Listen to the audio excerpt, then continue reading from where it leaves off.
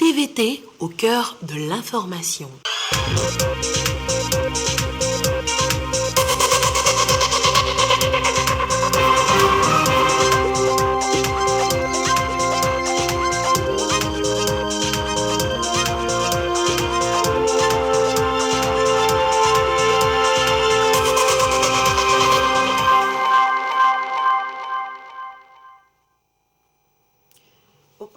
Ce soir, la prestation de serment des 17 nouveaux membres de la CENI, la Commission électorale nationale indépendante.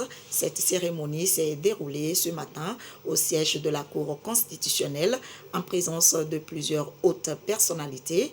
Nous reviendrons dès le début de ce journal sur ce moment solennel. À la une de l'actualité également, le projet d'appui à la réforme des collèges, la phase 2, est lancé ce jour dans la commune de Vaux-1 par le ministère en charge de l'éducation, un projet cofinancé par l'Agence française de développement. Et pour finir, le championnat national des joutes verbales francophones, Abidé Aguim est à l'honneur. Elle a raflé 2 trophées, une victoire bien méritée. L'éloquence, la rhétorique de la lauréate n'a laissé personne indifférent. On va y revenir en fin d'édition. Voilà pour les titres. Bonsoir à toutes et à tous. Les 17 membres de la CENI, Commission électorale nationale indépendante, ont prêté serment ce jour. Ils ont été élus le 24 mars dernier. La cérémonie s'est déroulée en présence de plusieurs hautes personnalités. Les temps forts, Chazina Mbaga. Cette audience répond à l'article 14 du Code électoral qui stipule que les membres de la Commission électorale nationale indépendante CENI prêtent serment devant la Cour constitutionnelle. Élus et nommés le 24 mars 2022 par l'Assemblée nationale, les 17 nouveaux membres de cette institution chargés de la gestion des élections au Togo se soumettent ici à la loi. Je jure solennellement de remplir fidèlement et en toute impartialité les fonctions de membre de la CENI dans le respect de la Constitution, du Code électoral, des lois et règlements en vigueur. La même formule est reprise par les autres membres. Parmi eux, 7 sont issus de la majorité parlementaire UNIR, dont une femme. Elle est la seule d'ailleurs à siéger au sein de cette institution contre 2 dans la précédente équipe. L'égalité dans ce contexte précis, c'est la présence et des femmes et des hommes au sein de cette institution, peu importe le nombre de femmes. Je promets que je ferai tout pour être à la hauteur de toute la mission qui me sera assignée pour que la gente féminine ne soit pas absente.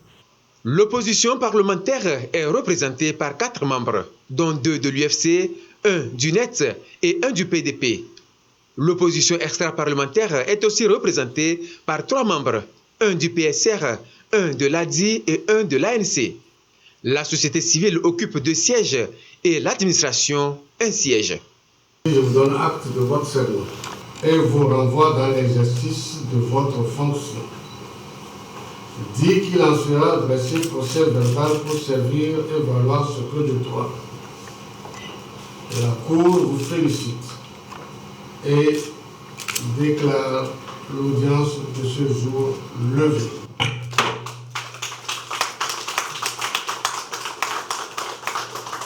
Avec cette audience, les membres de la CENI prennent officiellement fonction. Ils auront désormais la lourde responsabilité d'organiser et de superviser les consultations électorales et référendaires au Togo. Ils doivent se retrouver pour désigner un président et se mettre à la tâche pour les prochaines échéances électorales. En ligne de mire, les régionales qui approchent à grands pas.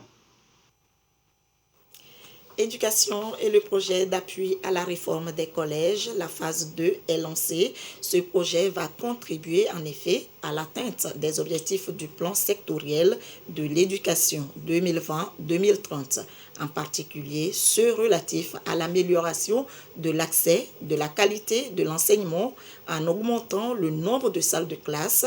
La formation du personnel enseignant est aussi prise en compte. Sandra Ziabé nous en dit un peu plus. C'est parti pour la construction de plus de 300 salles de classe. Les premières régions concernées, maritimes, plateaux et savanes. Finalité, offrir un meilleur cadre d'études aux élèves. Le projet appui à la réforme des collèges PAREC est dans sa phase 2. Il est prévu en infrastructure la construction de 92 CEG. Et ces 92 CEG vont compter sur les 92 sites-là 384 salles de classe. Il y a 43 autres CEG, qui vont bénéficier de petites infrastructures. Quand on est une institution d'accompagnement au développement comme l'Agence française de développement, on ne peut pas ne pas accompagner les autorités des pays dans lesquels nous intervenons quand ils ont une politique nationale éducative développée. Le gouvernement veut promouvoir l'excellence en milieu scolaire. La construction de ces infrastructures est l'une des conditions pour y parvenir. La présente cérémonie solennelle à Edjigan, dans la préfecture de Vaud, marque non seulement le lancement des constructions de salles de classe dans les régions éducatives, mais également met en lumière les stratégies innovantes du gouvernement au profit de l'école togolaise. Cette construction du renouveau de l'école togolaise passe par la mobilisation des projets et des partenaires. Et ici, il s'agit de l'Agence française de développement qui est en lumière, mais nous ne saurons oublier le projet PAQUET et le projet PAQUET. Les enseignants volontaires et chefs d'établissement sont aussi pris en compte. Ils auront droit à une remise à niveau académique. D'ores et déjà, du matériel informatique est mis à la disposition du personnel pédagogique de la commune Vaud 1.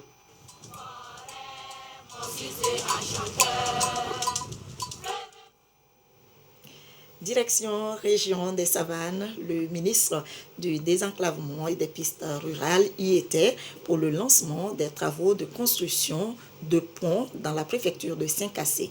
Le ministre Kanfitine Bouraïma Tchédé Issa a profité de l'occasion pour faire le suivi des travaux en cours d'exécution. Gérard Laboutou. Bientôt, le démarrage des travaux de reconstruction du pont de Biancouri sur la rivière Bondiac. Vous voyez un ouvrage qui est inachevé, donc on a décidé de laisser cet ouvrage et de mettre un autre ouvrage qui n'est pas de même structure, mais c'est de structure d'allo à ouverture multiple. Et il y a 12 ouvertures. Chaque ouverture est à 5 mètres de large pour une hauteur de 5 mètres. La présence du ministre en charge du désenclavement et des pistes rurales sur le site rassure les populations du canton de Biancouri et de ses environs. En saison pluvieuse, on dirait qu'on assistait à 2 communautés. Pourtant, ces communautés-là sont les mêmes. Le centre de santé de Biancouri qui est là, qui devait desservir d'autres localités, mais à cause de cette rivière qui les séparait, vraiment c'était des difficultés. Ce pont constituait un rêve pour toute la population de Biancouri. Je vais exhorter toute la population en général et en particulier la jeunesse pour qu'ils s'adonnent, pour qu'ils prêtent une main forte aux différentes entreprises qui seront ici pour la réalisation de ce pont-là, pour qu'on puisse réaliser ce pont-là même avant la saison pluvieuse. Ici, nous sommes à Tampilongo, dans la commune de Saint-Cassé 1, à quelques kilomètres de la frontière Togo-Burkina Faso. Après 2 mois de travaux, fini les difficultés. Quand nous sommes arrivés, c'était un point très critique. Jusqu'en décembre, il y avait l'eau. Et actuellement, l'ouvrage est fini avec les tabliers. Nous sommes sur la phase de remblai. À 2 km de là, toujours dans la commune de Saint-Cassé 1, nous sommes à Pogoyogo 2, soit à 500 mètres de la frontière Togo-Burkina Faso. Ici, le chantier couvre l'ouverture et recharge de pistes avec construction d'ouvrages hydrauliques et d'assainissement. Tout le monde, les femmes, les enfants, les vieux, tout, ils tombent ici. Ils tombent, ils ne peuvent pas aller passer. Les femmes, vous voulez partir, je ne peux pas aller passer. Les enfants voulaient partir à l'école, ils ne peuvent pas aller passer. Nous profitons encore de remercier le chef de l'État parce que c'est un dispositif, bien sûr, pour la population et en même temps pour la sécurité de cette population. Le ministre du Désenclavement et des Pistes rurales a exhorté les entreprises chargées des travaux au respect du cahier de charges pour le bonheur des populations face à la saison pluvieuse qui s'annonce déjà. Les populations sont appelées à une meilleure collaboration avec les forces de défense et de sécurité pour maintenir le climat de paix et de sécurité au Togo. Ceci pour faciliter la mise en œuvre de la politique de développement engagée par le chef de l'État. À retenir également de ce journal le réaménagement des zones frontalières Sud-Bénin-Togo. 8 communes sont concernées. Cette coopération prévoit la mise en œuvre de 4 projets. Plus d'éclairage, Marie-Thérèse Nabédé, commentaire Clarissa Ticlé. Ils sont au total 6 maires issus de 8 communes transfrontalières Sud-Bénin-Togo. Ils sont élus pour diriger le bureau exécutif du plan de développement de ces communes. À en croire le président de la fêtière des communes Sud-Bénin-Togo, 4 projets sont déjà en vue. Le premier, c'est d'abord une meilleure organisation de la fête culturelle Yeke Yeke et Novicha, afin que, plus encore, elle devienne le ciment des populations du Sud-Togo et du Sud-Bénin. Deuxième grand axe, la route d'Afanya, qui mène à cet hôpital, n'est pas en très bon état. Et donc nous avons demandé à nos partenaires au développement de nous aider à travailler sur cette route. Troisième axe, c'est le lieu dit de la prise de la pierre sacrée à Glidi. Nous avons demandé que ce lieu soit réaménagé. Le quatrième projet, c'est un projet de réflexion de plusieurs marchés. Le projet vise à choisir des marchés de part et d'autre de chaque côté de la frontière afin de les reconstruire, de les aménager, de les éclairer. L'initiative est soutenue par l'UEMOA et la coopération suisse au Bénin. Les régions frontalières sont souvent assez excentrées, périphériques et du coup nécessitent une attention particulière et c'est la raison pour laquelle la Suisse a souhaité appuyer les efforts menés par l'UEMOA en ce sens, pour vraiment avoir une attention particulière sur le développement socio-économique de ces régions. Les 4 projets de cette coopération locale entre le Togo et le Bénin sont estimés à 15,8 milliards de francs CFA. Tout autre sujet, la gestion de crise en mer, administration et services impliqués dans l'action de l'État en mer approfondissent leurs connaissances en la matière. L'initiative est à mettre à l'actif du Haut Conseil pour la mer en partenariat avec l'Union européenne. Christine Pétier-Kialoudé. Les actes de piraterie, les crises et actes criminels, le golfe de Guinée est de plus en plus exposé. Le projet WECAPS se pose comme une solution. Il vient d'abord renforcer la sécurité et la sûreté des ports des pays d'Afrique de l'Ouest et du Centre. Le Togo, bénéficiaire du projet, ouvre ce lundi une session de formation pour les acteurs impliqués. Au niveau des outils, on va leur apprendre les principes fondamentaux de la gestion de crise. Ensuite, nous allons avoir une séquence avec Madame Pichot sur la communication de crise, qui est une des spécificités aussi, puisqu'aujourd'hui on vit dans un monde interconnecté. Donc la communication de crise est capitale lorsqu'un événement majeur se produit. Et enfin, nous avons écrit un scénario de crise spécifique au port de Lomé que nous allons jouer jeudi. Donc ce sera un exercice sur table au profit des cadres qui vont les plonger dans une situation à caractère exceptionnel. Le port de Lomé, une référence en la matière mise sur ses compétences, ses capacités pour garder le cap, d'où tout l'intérêt de cette formation. Le secteur maritime est pluri-administratif. Cette formation va renforcer les cadres décideurs de la gestion des crises dans l'intervention pour au mieux gérer les crises. Donc c'est pour nous un intérêt économique et politique certain. Nous soutenons les efforts qui sont faits pour renforcer le développement du port. L'appui à la sécurité civile, le maintien et le stockage des matières dangereuses, c'est l'autre axe d'intervention du projet WECAPS. Expertise France apporte tout son savoir-faire. Le Togo prépare son document budgétaire sensible au genre, un outil qui prend en compte l'équité genre dans les stratégies de développement. Le ministère de l'économie et des finances est partenaire s'y attelle. Ramdan Bassina. Le choix de l'équité genre n'est plus à démontrer. Depuis 2020, un document budgétaire qui prend en compte la promotion des femmes est élaboré. Sa vocation, mutualiser les compétences des hommes et des femmes dans les politiques publiques. La budgétisation sensible aux gens est liée à la feuille de route gouvernementale 2020-2025 par le fait que quand nous prenons l'axe stratégique numéro 1, on veut renforcer le social, l'inclusion avec les femmes et ce faisant, on garantit aussi la paix. Le deuxième volet, c'est de montrer et expliquer le canevas qui est retenu pour l'élaboration de la budgétisation sensible aux gens et son contenu. Après cela, on va leur montrer comment faire les analyses genre à travers le document du budget programme. Pour le secrétaire général du ministère de l'économie et des finances, cet outil permet d'assurer une allocation des ressources et la réduction des inégalités entre genres.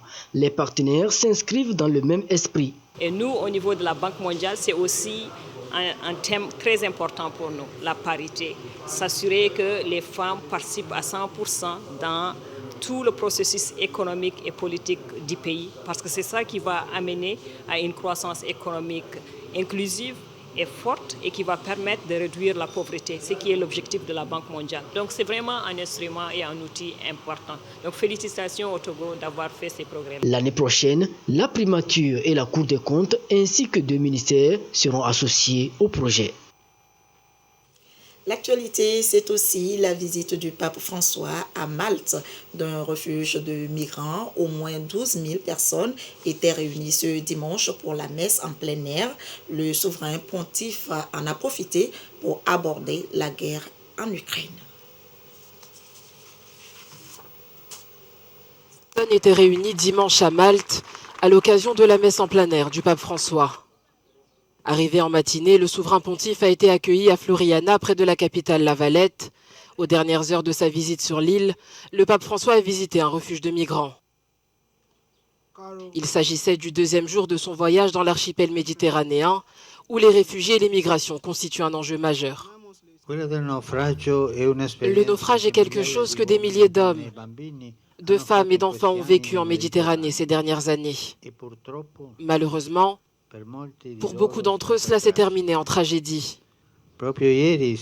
Hier encore, seulement 4 personnes ont survécu au naufrage d'un bateau transportant environ 90 personnes survenues au large des côtes libyennes.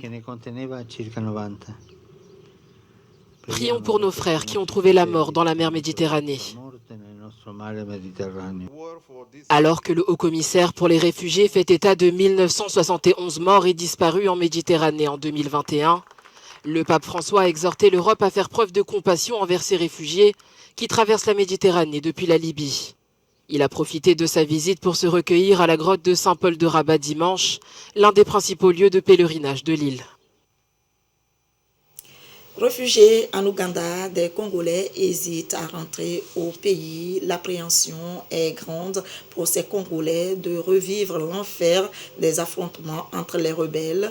Ils ont franchi la frontière ougandaise pour se mettre à l'abri. Ces réfugiés congolais disent vivre dans des conditions difficiles. Ils ont franchi la frontière ougandaise mardi pour se mettre à l'abri des affrontements entre les forces armées de la RDC et les rebelles du M23 à Rutshuru dans le nord Kivu. Ces réfugiés congolais disent vivre dans des conditions difficiles, sans assistance et dans des abris de fortune. Il serait au total 10 000 selon le HCR. Pour tenter de survivre en Ouganda, le système D devient la règle pour ces hommes et femmes qui ont tout laissé derrière eux. Il y a eu des affrontements entre le M23 et les forces armées de la République démocratique du Congo. Nous avons fui et nous avons tout laissé derrière nous. Nous sommes ici comme nous sommes arrivés. Nous sommes arrivés ici en espérant recevoir de l'aide, mais nous n'avons rien reçu jusqu'à présent. Selon une organisation non gouvernementale, les affrontements auraient coûté la vie à 7 civils, alors que plusieurs autres ont été blessés. Une double peine pour ces victimes déjà dépourvues de ressources. Je vivais à Bunagana où je vendais du chanvre. Je voulais aller vaquer à mon occupation dans un village près de Runyoni. Et c'est là qu'on m'a tiré dessus. Et me voilà dans cet état. Malgré l'appel lancé par les autorités congolaises, les réfugiés hésitent à rentrer définitivement au Bercail. Ils vont en RDC pour essayer de gagner leur vie et le soir retournent de leur camp en Ouganda. Les rebelles sont toujours dans nos villages. C'est très compliqué d'y retourner car on ne peut pas vivre ensemble. Il peut y avoir d'autres affrontements et nous serons des victimes.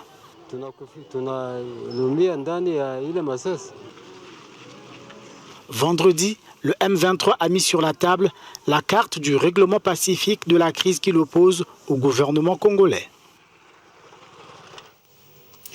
En bref, au Burkina Faso, un mois après la formation de son équipe, le Premier ministre Albert Ouedraogo présente sa feuille de route aux membres de l'Assemblée législative de transition. Il a expliqué comment son gouvernement compte venir à bout de l'insécurité et récupérer les parties du territoire occupées par les groupes armés.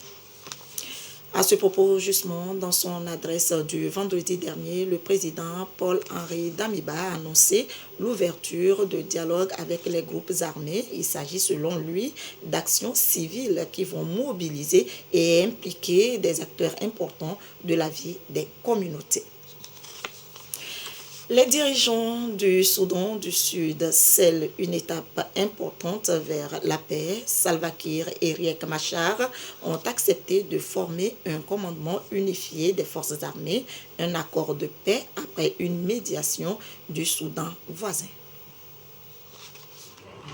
C'est une image qui redonne espoir aux Sud-Soudanais. Salva Kiir avec son chapeau de cow-boy sur la tête et Riek Machar, les deux rivaux côte à côte et réunis pour la signature d'une disposition militaire cruciale pour la mise en œuvre de l'accord de paix de 2018 qui a mis fin à 5 ans de guerre civile. Les deux hommes ont accepté de former un commandement unifié des forces armées sud-soudanaises. Le plus important n'est pas seulement la signature, mais la mise en œuvre de ces articles. Nous devons mettre en œuvre ce que nous disons. Le peuple du Soudan du Sud s'attend à ce que nous le fassions. Le silence des armes est le plus important pour la paix. Nous ne pouvons pas continuer à nous battre alors que nous parlons de paix à Djouba. Et si nous parlons de paix, les armes doivent baisser à partir d'aujourd'hui. Le texte prévoit une répartition des postes de direction dans l'armée, la police et les forces de sécurité nationale. 60% pour le camp du président Salva Kiir et 40% pour celui de Riek Machar. Les nominations doivent avoir lieu dans quelques jours et les forces unifiées sont censées être opérationnelles d'ici 2 mois. L'accord prévoit également la cessation des hostilités, l'arrêt de la propagande qui attise les tensions et les deux camps s'engagent à cesser d'encourager les défections chez l'autre. Pour la sécurité nationale de la République du Soudan, qui est une extension de la prise en compte de la sécurité nationale soudanaise, cette proposition était intégrée et compatible et Dieu merci, elle a été convenue entre toutes les parties concernant l'ordre de répartition des commandes de leadership. Cette proposition a augmenté le temps pour que la matrice se mette en œuvre, ce qui a été convenu dans cette proposition. La guerre civile a fait près de 400 000 morts entre 2013 et 2018. L'accord de paix prévoit un partage du pouvoir avec Salva Kiir au poste de président et Riek Machar comme vice-président, mais il est resté largement inappliqué. Retour en page nationale pour signaler cette arrestation. L'interpellation d'un présumé malfrat. Ce dernier aurait ligoté et brûlé vif un de ses amis qui aurait fait la cour à son ex-femme. Le récit des faits.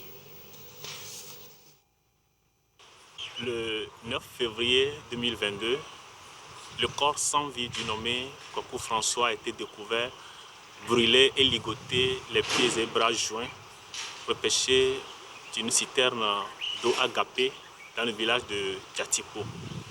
Une enquête a été immédiatement ouverte par la police après ce constat.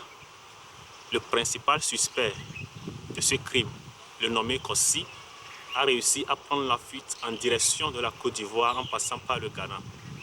Mais grâce à la collaboration avec les services de police du Ghana, il a été interpellé et renvoyé au Togo.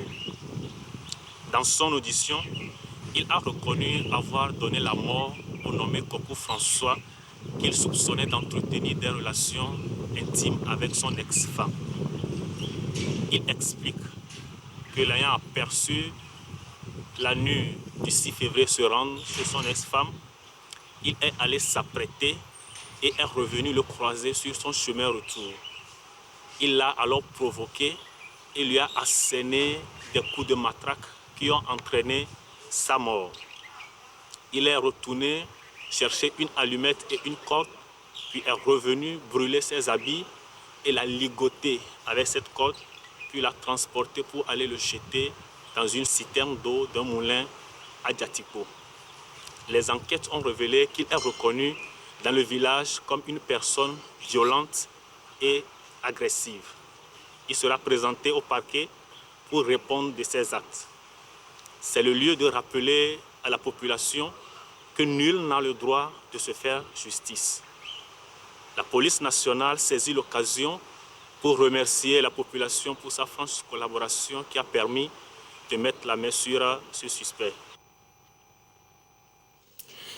À ce jour, lundi 4 avril 2022, la situation de la pandémie au nouveau coronavirus au Togo se présente comme suit. Le nombre de cas confirmés est de 36 946, un nouveau cas depuis hier. Le nombre de personnes guéries est de 36 612, 10 nouveaux guéris depuis hier. Le nombre de cas actifs est de 62 et le nombre de décès est de 272. Information rendue publique par le ministre de la Santé, de l'Hygiène publique et de l'accès universel aux soins, professeur Moustapha Mijiawa. Miato 2022, c'est fini. Le marché international de l'artisanat du Togo a connu son apothéose ce dimanche. Exposants contents, organisateurs satisfaits, remise de prix, l'ambiance était bon enfant. Reportage Yatara Tema. Une note festive pour refermer le Miato, deuxième édition.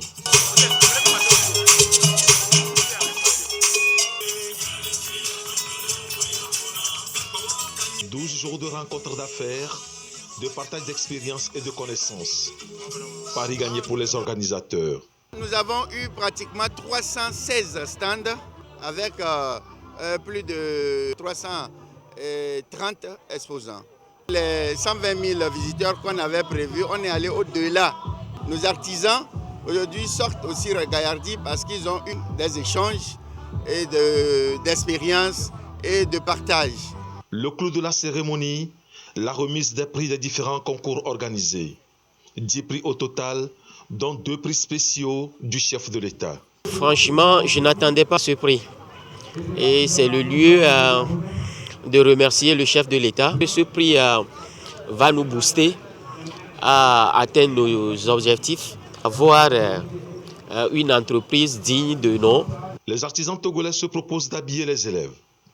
Un prix de la meilleure tenue scolaire a été décerné. J'ai proposé comme tenue scolaire de couleur kaki avec la carte du Togo. Parce que j'avais pensé que dès le bas âge, on doit faire connaître à nos enfants notre cher pays, le Togo. Je suis très fière. Satisfait également du côté du gouvernement qui veut faire de l'artisanat un secteur porteur pour l'économie nationale. Au regard des 12 jours de festivités hors pair que nous venons de vivre ensemble, vous conviendrez avec moi que le Miato s'est fait une place dans l'arène des grands rendez-vous continentaux et mondiaux de promotion de l'artisanat africain. Je voudrais exprimer toute ma gratitude et celle de l'ensemble des acteurs de l'artisanat togolais et africain au chef de l'État, son Excellence Fort et Sozimna Yasingbe, qui par sa vision pour un Togo rayonnant dans le concert des nations a rendu possible l'institution et la tenue effective de la deuxième édition de cette belle manifestation du marché international de l'artisanat togolais. Miato vise à promouvoir le génie créateur des artisans togolais. L'acte 2 se referme en beauté et laisse entrevoir de belles perspectives. Le leadership féminin dans toute sa splendeur, Abidé Agim a fait honneur aux femmes lors du championnat national des joutes verbales francophones. La 7e édition, elle remporte 2 trophées bien mérités. Et vous le voyez donc sur les images. Le jury était séduit par son éloquence, sa belle maîtrise de la langue française. On va y revenir dans nos prochaines éditions. Voilà pour l'essentiel de l'actualité. Merci à vous de l'avoir suivi. L'édition de 22h30 sera assurée par Yata Aratem. Je vous souhaite une très belle soirée.